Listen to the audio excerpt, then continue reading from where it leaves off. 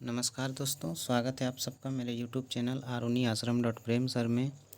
तो मुझे लगता है ये जेपीएससी के क्लासेस की तीसरी कड़ी है। मैं तीसरा वीडियो अपलोड करने जा रहा हूँ। मैंने आपको पहला वीडियो पर्यावरण के बारे में और उसके प्रदूषण और विभिन्न प्रकार के पर्यावरण प्रदूषणों के बारे में आपको बताया था और मैंने आपसे कहा था कि मैं पर्यावरण प्रदूषण के संदर्भ में झारखंड विशेष बताऊँगा। तो आज मैं अपने चर्चा में झारखंड विशेष, जो कि जेपीएससी के लिए आगामी परीक्षाओं के लिए बहुत ही महत्वपूर्ण होंगी, उन पे मैं चर्चा करने वाला हूँ। तो मैंने जहाँ तक पिछला बार बताया था अपने पिछले वीडियो में, अगर आपने नहीं देखा है तो देख लीजिएगा और मेरे चैनल को लाइक शेयर एंड सब्सक्राइब ज़रूर कर लीजिएगा, क्योंकि मैं लगातार ऐसी ज्ञानवर्धक वीडियोज़ बनाते रहूँगा जो आपके जेपीएससी और कोई भी कमीशन के एग्ज़ाम में उपयोगी होंगी। तो चलिए मैं बिना समय को गंवाए हुए अपना आज का टॉपिक शुरू कर रहा हूँ। जैसे कि मैंने पिछला वीडियो में आपको बताया था कि जो शिवलिंगम फूल था वो बहुत अट्रैक्टिव था, है ना। वो एक्चुअली लाल और सफ़ेद रंग का था।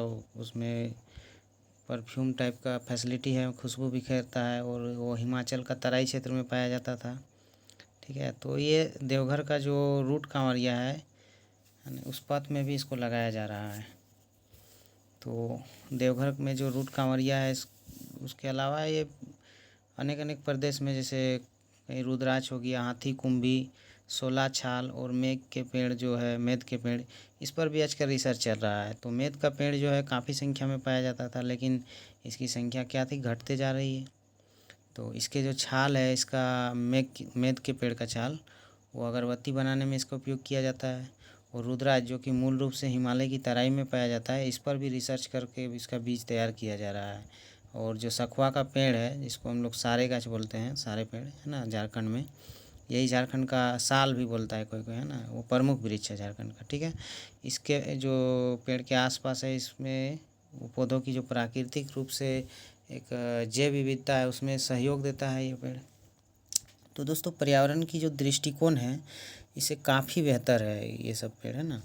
और जो एशिया का सबसे घना जंगल है सारंडा, उसमें भी काफ़ी संख्या में पाया जाता है, लेकिन आजकल तस्करी के कारण इसकी संख्या में बहुत कमी आई है। पहले जंगलों में बीज गिरने से या फिर पेड़ की शाखा से ही ये तैयार हो जाता था, टूट के। कभी कभी होता है ना, जो डाली से ही पेड़ निकलता है, तो उस टाइप का है ये। लेकिन आजकल क्या हो गया है ना, पर्यावरण प्रदूषण और जलवायु में परिवर्तन हो चुका है, इसलिए ऐसा नहीं हो पा रहा है ना। तो अब वन रोपण के द्वारा इसको लगाया जा रहा है। देवघर और रांची में इसका बहुत एकदम प्रैक्टिकली इसका उपयोग किया जा रहा है लगाने का। और 10 हेक्टेयर में इसको लगाया गया था पिछला 2-3 साल पहले से। ये अभियान अभी चल रहा है। ठीक है, तो आज मैं आगे आपको बता रहा हूँ। ये पिछला बात था जहाँ पर मैंने एंड किया था अपना लेक्चर को। तो स्टूडेंट्स ध्यान दीजिएगा, आज मैं झारखंड विशेष बता रहा हूँ, मैं बार बार बोल रहा हूँ, जो कि आपके जेपीएससी के लिए बहुत ही महत्वपूर्ण होंगी। ठीक है, तो पर्यावरण संरक्षण को जो बढ़ावा देने के लिए जो बंजर भूमि का पर भी वृक्षारोपण पर जोर दिया जा रहा है। बंजर भूमि मतलब जिस पे खेती उती नहीं किया जा सकता है, अनाज नहीं उपजाया जा सकता है। ठीक है, इसके उसका मिट्टी में थोड़ा उर्वरता कमी हो जाती है, इसीलिए ह्यूमस की कमी या कोई भी नमी की कमी या उसमें पीएच वैल्यू का फ़र्क होता है। तो इस पर बाद में चर्चा होगी, लेकिन अभी फ़िलहाल इस टॉपिक को आगे बढ़ा रहा हूँ। और इसके लिए व्यावसायिक इस्तेमाल के पौधे लगाए जा रहे हैं। शीतल का उत्पादन इसी योजना के तहत किया जा रहा है ना। शीतल क्या है, शीतल का उपयोग रस्सी बनाने में होता है, जो काफ़ी मजबूत होती है। इसके लिए वन विकास निगम द्वारा प्रस्ताव भी तैयार किया जा रहा है, जिसमें बंजर भूमि पर शीतल की खेती की जाएगी, जिसका लाभ भूमि मालिक को दिया जाएगा। लातेहार जो है उसमें वन विभाग का अनुसंधान केंद्र भी पर जो केंद्र है वो भी है, इसी पर शोध कर रहा, रिसर्च कर रहा अभी, है ना। तो कई ऐसे क्षेत्र हैं जहाँ खेती होती नहीं होती है, भूमि बंजर है और वर्षा की मात्रा भी कम है, तो वैसे क्षेत्रों में इसका खेती हो रहा है ना। क्योंकि ये जो है एक्चुअली कम बारिश में ही, कम वर्षा में ही, कम वृष्टि में ही इसका खेती के लिए उपयुक्त है ना, इसकी खेती की जा सकती है। तो कुछ कुछ जो है विलुप्त होने के कगार पर है। तो वैसे जीव जंतु और पशु पक्षी की अनेक प्रजातियां भी पर्यावरण असंतुलन का कारण बन रही है। इन पंछियों में जैसे गीद प्रमुख है। गीद प्राकृतिक रूप से जो है मृत पशुओं को खाकर पर्यावरण को शुद्ध रखते हैं, इसलिए इन्हें प्राकृतिक सफाई कर्मी के रूप में जाना जाता है है ना। तो आपको ऑब्जेक्टिव में आ सकता है कि प्राकृतिक सफाई कर्म निम्न में से कौन सा पंछी है। अब गीद की 9 प्रजातियाँ पाई जाती है, उनमें से जो है IUCN जो है इसकी सूची के अनुसार 3 प्रजातियाँ विलुप्त के कगार पर है, जो फोटो आप अभी देख पा रहे हैं अपने स्क्रीन पर IUCN का। ठीक है, तो कितना प्रजातियाँ विलुप्त के कगार पर है? 3 प्रजातियाँ। किसकी? गीद की। तो झारखंड में गीदों की 3 प्रजातियाँ, जिसमें से मैं नाम बता रहा हूँ। पहला जिप्स बैंगलेंसिस, नाम याद रखिएगा। ठीक है, ये जो झारखंड में गीद की 3 प्रजातियों का मैं नाम बता रहा हूँ, उनका नाम एकदम ज़रूर याद रखिएगा। जिप्स बैंगलेंसिस, जिप्स इंडिकस और इजिप्शियन गीद, यही पाई जाती है। ठीक है, तो 2 तो हो गया जिप्स। ठीक है, कभी कभी परीक्षा में ये जिप्स वर्ड को छोड़ देता है, डायरेक्ट क्वेश्चन सेटर इस पे सेट करता है बैंगलेंसिस। ठीक है, बैंगलेंसिस और इंडिकस। तो ठीक है, जिप्स भी देना चाहिए, एक अच्छा सेटर जिप्स ज़रूर देगा, लेकिन कभी कभी ऐसा होता है, इसलिए मैं बता रहा हूँ। और तीसरा जो है इजिप्शियन गीद। ठीक है, तो इनमें से जो 2 प्रजातियाँ जिप्स बैंगलेंसिस और जिप्स इंडिकस जो है वो हजारीबाग में बचा हुआ है सिर्फ। ठीक है, लेकिन बचा हुआ है मतलब वो भी विलुप्ति के कगार पर है। ठीक है, इन गिद्धों के अधिकतर घोंसला जो है वो जो है एक खास प्रकार का पेड़ में पाया जाता है, सब पेड़ में इसका घोंसला नहीं मिलेगा। आपको अगर इसका घोंसला खोजना है तो यूकेलिप्टस के पेड़ में जाना होगा। यूकेलिप्टस एक तरह का पेड़ है ना। एक शीशम का पेड़ हो गया, जैसे सेमल का हो गया, इमली और पीपल, यही सब पेड़ में मिलेगा। ठीक है, और 2013 में जो इसका गिनती हुआ था झारखंड में, उसके अनुसार इसमें 250 से लगभग 300 के लगभग जो है इसी के बीच में होने का अनुमान पाया गया था। ठीक है, और उसमें से 17 बच्चा भी देखा गया था इसका गीद का। तो जो 1980 का दशक था, उस टाइम इसका संख्या हज़ारों में था, है ना। अभी घट रहा है, घट चुका है बहुत, है ना। तो ये 2013 का बात है, अभी 2020 से पार होकर 2021 आ गया है। अब 2022 आते आते इसका संख्या मुझे लग रहा है कि मात्र 50-60 ही बचेगा, है ना। क्योंकि ये इमिग्रेशन और माइग्रेशन के कारण जो है ऐसा होता है। उसका एक थ्योरी है, पॉपुलेशन थ्योरी, है ना। मैथमेटिक्स या जो मॉडलिंग या पॉपुलेशन स्टडीज़ करते हैं उनको पता होगा, तो कैसे घटता बढ़ता है। पिछले साल जो पिछला 28 साल है, इसमें से 97% का इसमें कमी आया है। इसका कारण मात्र है पर्यावरण का प्रदूषण और जलवायु परिवर्तन। तो इनके विलुप्ति का जो मुख्य कारण है वो एक दर्द निवारक दवा है ना, जिसको हम लोग बोलते हैं डाइक्लोफेनेक। याद रहेगा नाम, डाइक्लोफेनेक। ठीक, इसका प्रयोग जो है पशु का इलाज में बहुत बड़े पैमाने पर हो रहा है। अब इसका क्या संबंध है देखिए डाइक्लोफेनेक का।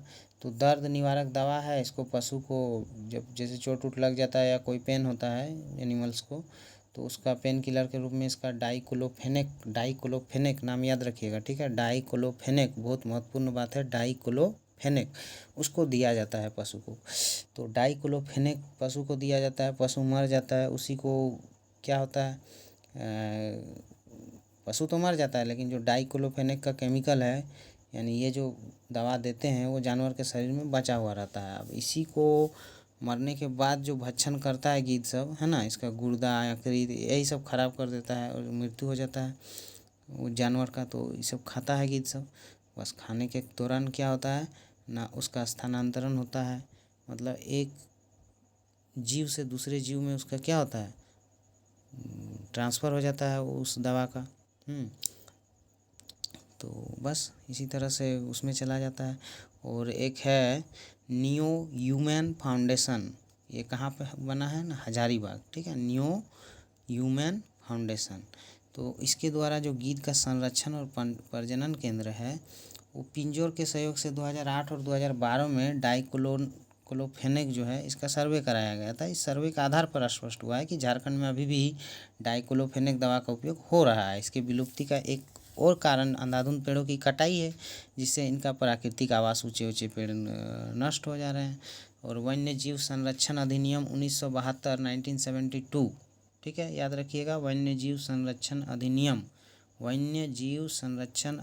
1972 के अनुसूची 1 में, ठीक, गीद को संरक्षण प्राप्त है।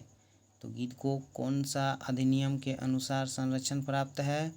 तो वन्य जीव संरक्षण अधिनियम, ये तो सही है, इतना तो दिमाग लगेगा ही कि गिद्ध है भाई तो वन का है, विलुप्त हो रहा है, तो वन्य जीव का संरक्षण अधिनियम होगा। कब का है? 1972, 1972, है ना, कि अनुसूची 1 में गिद्ध को संरक्षण प्राप्त है। ठीक, इस एक्ट के अनुसार जो है किसी भी तरह से नुकसान पहुंचाना कानूनन जुर्म है। ऐसा करने पर कम से कम 3 से 7 साल की सज़ा या 25,000 रुपये जुर्माना या दोनों हो सकता है। ठीक है, क्या हो सकता है? 3 से 7 साल की सज़ा या 25,000 रुपये जुर्माना या दोनों। तो पशुओं में जो डाइक्लोफेनेक दवा का इस्तेमाल भारत सरकार द्वारा प्रतिबंधित कर दिया गया है, फिर भी आजकल आदमी कर रहा है, मेडिकल वाला चोरी छुपके से ला रहा है। ठीक है, और गिद्ध जो है पर्यावरण संरक्षण में महत्वपूर्ण भूमिका निभाते हैं, ये पर्यावरण का संतुलन के लिए भी अत्यंत महत्वपूर्ण है। ठीक है, तो वन एवं इसके आसपास जो रहने वाले लोग हैं उसको वृक्षारोपण से जोड़ने के लिए वन पट्टा का नियम सरल बनाया जा रहा है। वन विभाग में वन पट्टा प्राप्त करने वालों का नाम रजिस्टर 2 में दर्ज करने का आदेश दिया गया है। इसमें पट्टा पाने वाले की पूरी विवरणी दर्ज रहेगा। ऐसे भूमि का दाखिल खारिज नहीं होगा, क्योंकि वन भूमि का लगान तय करने का अधिकार सरकार के पास है। तो जंगलों के विस्तार एवं वृक्षारोपण को अधिक पारदर्शी बनाने के लिए जो वन विभाग के अधिकारियों के इलाके में भ्रमण करके इसका रिपोर्ट देने के लिए तकनीकी का प्रयोग किया जा रहा है ना, इसका टेक्नोलॉजी का भी उपयोग किया जा रहा है।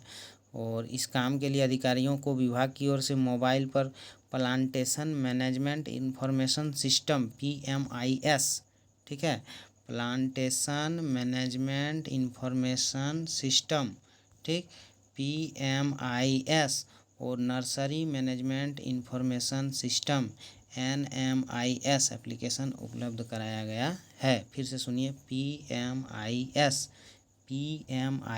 P for plantation, M for management, I for information, S for system, plantation management information system and nursery management information system NMIS PMIS।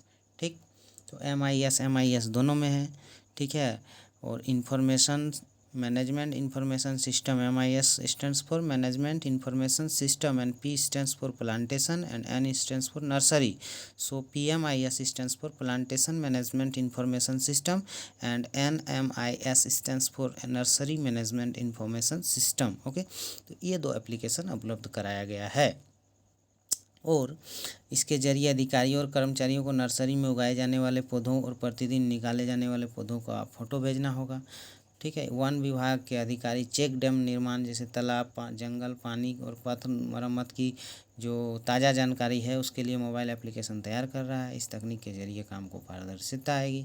तो झारखंड में गीदों की जो 3 प्रजातियां जिप्स बैंगलेंसिस, जिप्स इंडिकस एवं ऑजिप्सियन गिद्ध, यही ने बताया मैंने, जिप्स बैंगलेंसिस, जिप्स इंडिकस और एक था ऑजिप्सियन गिद्ध। ठीक है, यही पाई जाती है। इसमें से 2 जो प्रजाति है उस सिर्फ हजारीबाग में बचा है और दोनों ही विलुप्ति के कगार पर है। ये बात एकदम याद रखिएगा। ठीक है, तो राज्य में जो वन आच्छादित क्षेत्र को बढ़ावा देने के लिए पूरे राज्य में 2015 ईस्वी में जो है, कब, 2015 ठीक है, मुख्यमंत्री जन वन योजना, कौन योजना? मुख्यमंत्री जन वन योजना 2015 की शुरुआत की गई।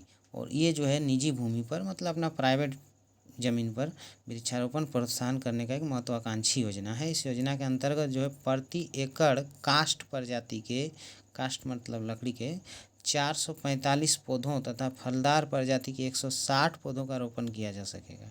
तो मेड़ पर काष्ठ प्रजाति के 445 पौधे हैं उसको लगाने पर इसे 1 एकड़ के समतुल्य माना जाएगा।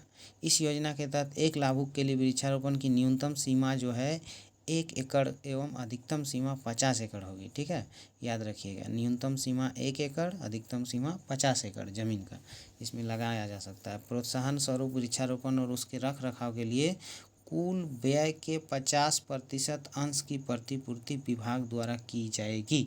यानी हम लोग सोचते हैं पेड़ पौधा लगाने से हमें कोई लाभ नहीं है, लेकिन लाभ ही लाभ है। एक तो सरकार इसका 50% आपको सीधी एकदम डायरेक्ट बेनिफिट देगा, उसके साथ ही साथ आप पेड़ पौधा लगाओगे तो उसका जो भी प्रोडक्ट आएगा, जो भी वनस्पतिक लाभ होगा, फल फूल जो भी है, लकड़ी वगैरह, वो सारा आपका ही रहेगा। सरकार तो उस पर कुछ नहीं कर रही है। तो झारखंड राज्य में जो है सिंचाई का जो परियोजना है पर्यावरण के लिए एक महत्वपूर्ण पहलू भी है, ठीक है। इस पर भी सरकार विशेष बल दे रहा है। इस पृष्ठभूमि में राज्य बृहद सिंचाई परियोजना स्वर्ण रेखा बहुउद्देशीय परियोजना में स्वर्ण रेखा नदी से जो सिंचाई संवर्धन पर बल दिया गया है। इसी उद्देश्य में स्वर्ण रेखा नदी को संरक्षित करने के लिए उसे प्राकृतिक सौंदर्य में प्रवाहमान होने के लिए कार्य योजना बनाया जा रहा है, ठीक है। तो ये सब चीज़ याद रखने का है, ठीक है। मैं थोड़ा जल्दी जल्दी में बोलूँगा क्योंकि समय की कमी होगी, है ना। और पर्यटन के दौरान मानवीय क्रियाकलाप के कारण जो पर्यावरणीय पतन की समस्या उत्पन्न हो रही है, इसके समाधान के लिए भी जन जागरण में प्रकृति के प्रति लगाव उत्पन्न करने के और विशेषकर उन्हें वन्य प्राणियों एवं संरक्षित जो क्षेत्रों के संरक्षण के प्रति जागरूक करने के लिए संरक्षित क्षेत्रों और इनके जो बाहर उपरयुक्त वन क्षेत्र है उसमें पर्यावरण फ्रेंडली जो टिकाऊ जैसे सतत तरीका से जैसे इको टूरिज्म को प्रोत्साहित किया जा रहा है ना। टूरिज्म बढ़ेगा तो ऑटोमेटिक है कि ये सब जल जंगल और ज़मीन ये सब नष्ट नहीं होगा, है ना। इसके लिए सरकार द्वारा झारखंड इको टूरिज्म नीति लाया गया 2015, ठीक है। झारखंड इको टूरिज्म नीति 2015 याद रखिएगा। झारखंड इको टूरिज्म नीति, टूरिज्म मतलब बहुत कोई बच्चा अगर नहीं जानते हैं तो मैं बता रहा हूँ। टूरिज्म मतलब जैसे घूमने के लिए हम लोग जाते हैं ना, जैसे बोलते हैं चलो पिकनिक मनाने के लिए माइथन डैम चलो, चलो दसम फॉल चलो, तो ये हो गया टूरिज्म, ठीक है।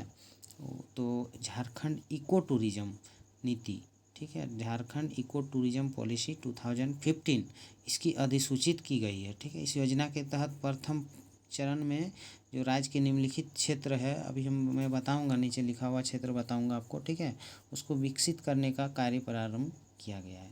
तो मैं चार पांच चीज़ आपको बता रहा हूँ, कुछ लिस्ट बनाया गया है, जिसमें से पहला है फॉसिल पार्क साहिबगंज।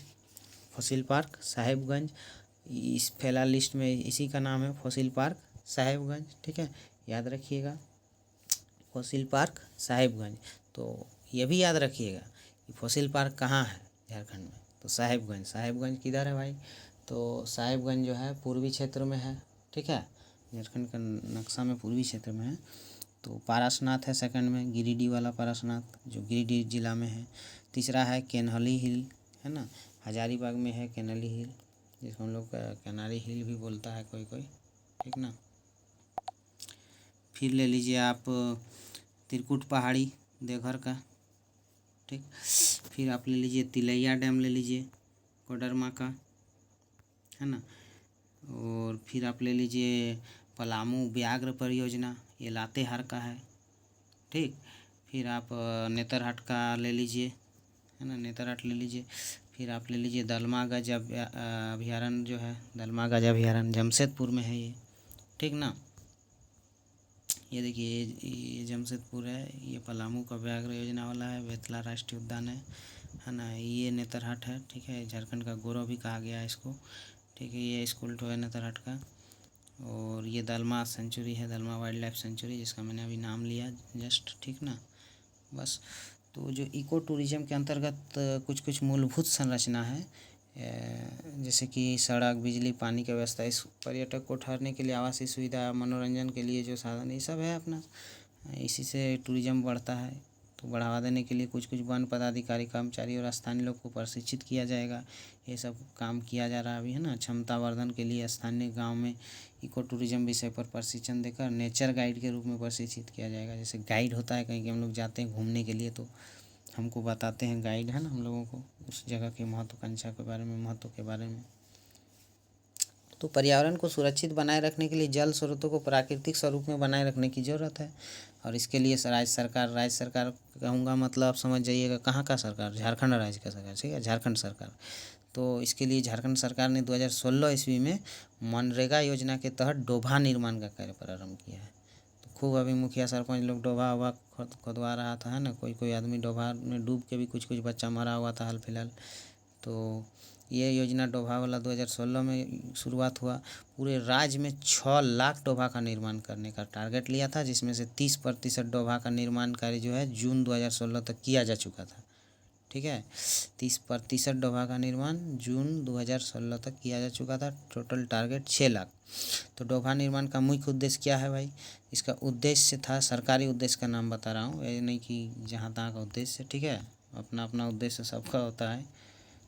तो सरकारी उद्देश्य था सूखे की समस्या से निपटना।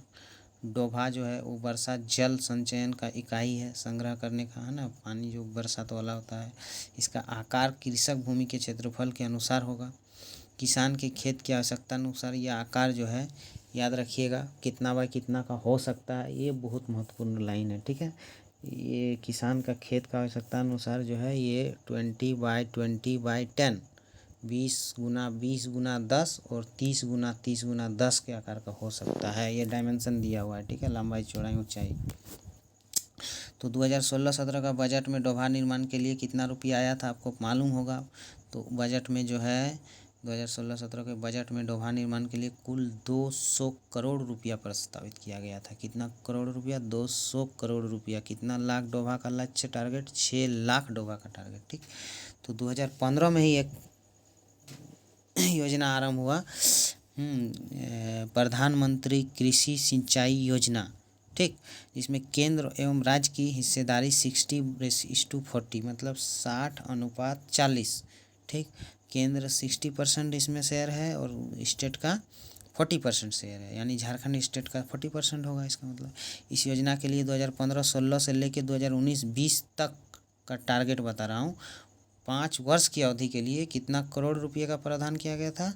तो 50 करोड़ रुपये का, 50,000 करोड़ रुपये का किया गया था, ठीक है। तो डोभा निर्माण के लिए टोटल टारगेट हो गया 6 लाख डोभा का निर्माण। उसके लिए बजट कितना का आया था? तो उसके लिए जो बजट था वो आपको मैंने बताया 200 करोड़ रुपया, और प्रधानमंत्री कृषि सिंचाई योजना के लिए 50,000 करोड़ रुपया का प्रावधान किया गया है।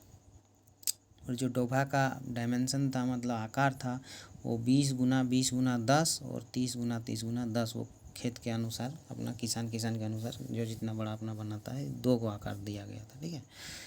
मतलब ये सरकारी एक माप है, डायमेंशन है, इकाई है ना। उसके बाद अपना जो थोड़ा कम बेसी भी कोण लेता है उससे, वो तो अलग बात है ना। तो इसके तहत जो है झारखंड में सिंचाई की व्यवस्था को एक सुदृढ़ करने के लिए जल छाजन का कार्य किया जा रहा है। अब राज्य के उबड़ खाबड़ स्थलाकृति होने के कारण वर्षा का जल 70% है ना, 7 नहीं 70, मतलब 70% ख़त्म हो जाता है ना। तो मात्र 12.1% भूमि सिंचित है और 88% भूमि पर वर्षा जल का संरक्षण और संग्रहण जो है आवश्यक है, ठीक है। इसके लिए जल छाजन विधि से रीच टू वैली अप्रोच के माध्यम से, ठीक है, जल एवं भूमि का संरक्षण आवश्यक है। क्या बताया मैंने? RIDGE, ठीक है, रीच टू वैली अप्रोच, नाम याद रखिएगा लाइन, ठीक है, रीच टू वैली अप्रोच। तो अभी तक 117 क्लस्टर, जितना ज़िला है लगभग 24 ज़िला का 117 क्लस्टर के कुल 927, 24 ज़िला का 117 क्लस्टर का कुल 927 micro water shade, 927 micro water shade और 6.20 लाख हेक्टेयर भूमि पर जल छाजन का कार्य किया जा रहा है, जल जमा करने का। तो देश में झारखंड पहला राज्य है जहां जल छाजन विषय पर एक कोर्स भी झारखंड सरकार ने इग्नू द्वारा संचालित किया गया है, ठीक है, जिसको हम लोग झारखंड राज्य जल छाजन मिशन के सहयोग से इसको चलाया जा रहा है। कोर्स का नाम है diploma in water shade management. क्या नाम है? Diploma in water shade management, ठीक। तो समेकित जल छाजन प्रबंधन कार्यक्रम IWMP, समेकित इंटीग्रेटेड वाटर मैनेजमेंट प्रोग्राम, ठीक है, IWMP, ठीक। मैंने क्या बताया? IWMP, समेकित जल छाजन प्रबंधन कार्यक्रम। तो ये 5 वर्षों का कार्यक्रम है, ठीक। नवंबर 2016 ईस्वी तक इस योजना के अंतर्गत कुल 5,744, कितना बताया, नवंबर 2016 ईस्वी तक कुल 5,744 वर्षा जल छाजन योजना प्रारंभ किया जा चुका है। ठीक है, 5,744। और इस कार्यक्रम के तहत जो वित्तीय वर्ष 2017-18 में 8,647, ठीक है, 8,647.19 लाख रुपये का व्यय प्रस्तावित है। और विश्व बैंक, वर्ल्ड बैंक जो है और स्टेट गवर्नमेंट जो है उसमें इसका 60:40 60:40, ठीक है, इसके अनुपात में जो है नीरांचल राष्ट्रीय जल छाजन योजना द्वारा राज्य में चल रहे प्रधानमंत्री कृषि सिंचाई योजना को तकनीकी दृष्टिकोण से मजबूत बनाना है। तो 2 जिला जैसे रांची और धनबाद में शहरी जल छाजन कार्य के लिए पायलट परियोजना चलाई जा रही है। ठीक है, और Japan international development agency Zika JICA, ठीक, JICA, J for Japan, I for international, C for Zika, A for agency, C for development से होगा, कुछ रिलेटेड है ना। तो ठीक है, मैंने इसको बता दिया। Japan international development agency Zika के द्वारा बागवानी को प्रोत्साहित करने के लिए, बागवानी मतलब वही पेड़ पौधा लगाने वाला है ना, करने के लिए के उद्देश्य से जो है माइक्रो ड्रिप यानी टपक सिंचाई नामक योजना 30 प्रखंडों में आरंभ किया जा रहा है। ठीक, इस योजना की कुल लागत 282.20 करोड़ रुपए की स्वीकृति जो है जापान सरकार से मिल चुकी है। कितना, 282.20 करोड़ रुपीस। ठीक है, और मनरेगा के अंतर्गत राज्य के प्रत्येक पंचायत में योजना बनाओ अभियान चलाया जा रहा है, जिसमें जल संचयन के लिए तालाब, चेक डैम आदि का निर्माण पर बल दिया जा रहा है ना। संचयित जल का उपयोग वह जो है सिंचाई जल के रूप में किया जाएगा। तो इसके लिए 10 लाख रुपये की राशि प्राकलित है। ठीक, 2017-2018 में इस प्रकार की 200 परियोजनाएं जो है क्रियान्वित करने का लक्ष्य रखा गया था। और झारखंड में जो वन सेवा सुदृढ़ीकरण है, इसके लिए 33 करोड़ रुपये स्वीकृत है। ठीक, वन विकास परियोजना के कार्यान्वयन के लिए नाबार्ड से, ठीक है, 17.87 करोड़ का ऋण लेने के लिए भी स्वीकृति मिल गया है। तो सारा चीज़, इतना पैसा पर्यावरण पर लगा रहा है, सरकार लगा रही है ना। तो हमें भी पर्यावरण के प्रति जागरूक होनी चाहिए है ना। और झारखंड राज्य के जो शहरी क्षेत्र में, इसमें पर्यावरण के संरक्षण और पर्यावरण प्रदूषण, जलवायु प्रदूषण के प्रति, परिवर्तन के प्रति जो है नागरिकों में जागरूकता पैदा करने के उद्देश्य से छोटे छोटे मनोरंजक और मनोरंजन उद्यान आदि का निर्माण वन विभाग द्वारा किया जा रहा है। ग्रामीणों को लाख की खेती से स्वरोजगार एवं जो अतिरिक्त आय है उसको उपलब्ध कराने के उद्देश्य से परंपरागत ला उत्पादन क्षेत्र में चिन्हित जिलों जैसे रांची, खूंटी, पश्चिमी सिंहभूम, लातेहार, सिमडेगा, गुमला, पलामू, सरायकेला, गढ़वा, गिरिडीह, दुमका, देवघर, इस सब में 1750 संयुक्त वन प्रबंधन समिति स्वयं सहायता समूह के माध्यम से 1,75,000 लाह पोषक वृक्षों पर जो है लाह की खेती 2014-15 में की गई है, जिसमें से 17,500 परिवारों को लाह की खेती से जोड़ा गया है। और कैंपा के अंतर्गत, कैंपा भी एक था, भारत सरकार से प्राप्त राशि से, ठीक है, वित्तीय वर्ष 2014-15 जो है उसमें वन भूमि में 8867.38, याद रखिएगा, 8,867.38 हेक्टेयर में कुल 1,44,03,508 पौधे रोपित किए गए थे। ठीक है, इतना पौधा लगाया गया। कितना मैंने बताया, 8,867.38 हेक्टेयर भूमि में कुल 1,44,03,508 पौधा लगाया गया था। ठीक है, और 36,000 गेबियन में वृक्ष का लगाया गया था, वृक्षारोपण किया गया था। कैंपा CAMPA याद रखिएगा, CAMPA इसका फुल फॉर्म भी पूछ सकता है, ठीक है। CAMPA Campa stands for compensatory, COMPENSATORY, ठीक है। मैं बता रहा हूँ सीधा सीधी, आप याद रख लीजिएगा, ठीक है। कैंपा का कंपेंसेटरी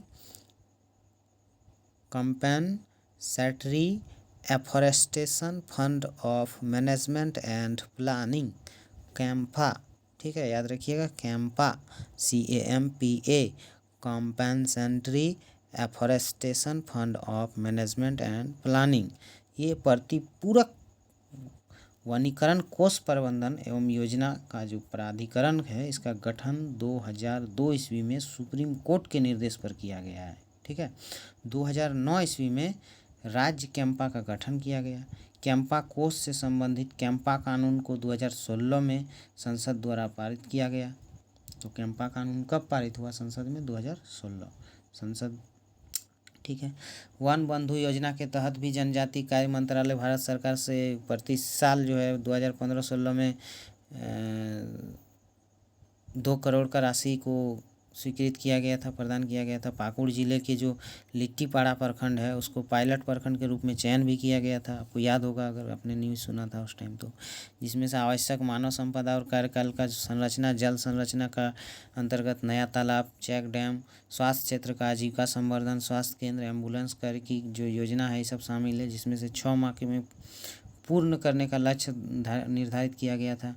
और वन अधिकार अधिनियम के अंतर्गत वन में जो रहने वाला अनुसूचित जनजाति, अन्य परंपरागत जो वन्य निवासी है, जो कि 2006 से पहले से वन में निवास कर रहे हैं, उसको जीवन यापन हेतु वन उत्पाद पर निर्भर है, उसको वन भूमि का पट्टा वितरण किया जाता है। तो पर्यावरण को हानि पहुंचाने वाले कारणों में एक प्रमुख कारण जो है, महानगर में और नगर में निकलने वाला कचरा, जो सॉलिड वेस्ट है, उस सब पर भी कानून बनना चाहिए, है ना। तो जो सॉलिड कचरा प्रबंधन का पर्यावरण संतुलन के लिए बहुत आवश्यक हो गया है। झारखंड में जैसे रांची, धनबाद हो गया, है ना, चाकुलिया के बाद आपका इधर आप ले लीजिए, पाकुड़ ले लीजिए, और PPP मोड़ जो है, उस पर सॉलिड वेस्ट मैनेजमेंट योजना की मंजूरी सरकार द्वारा दे दिया गया था।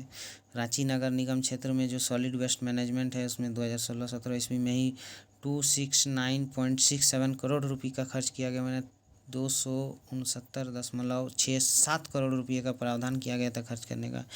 केंद्र सरकार में भी स्वच्छ भारत मिशन के तहत सॉलिड वेस्ट मैनेजमेंट को जो है प्रमुख घटक माना गया। स्वच्छ भारत मिशन जो 2015 में केंद्र सरकार द्वारा लागू किया गया था, शुरू किया गया था, उसके तहत भी शहरी क्षेत्रों में कचरा का आधुनिक एवं जो वैज्ञानिक तरीके, साइंटिफिक तरीका से व्यवस्थापन करने का जो करते हुए 2 अक्टूबर 2019 तक पूर्ण स्वच्छता का लक्ष्य हासिल किया गया था, है ना, गांधी जयंती तक।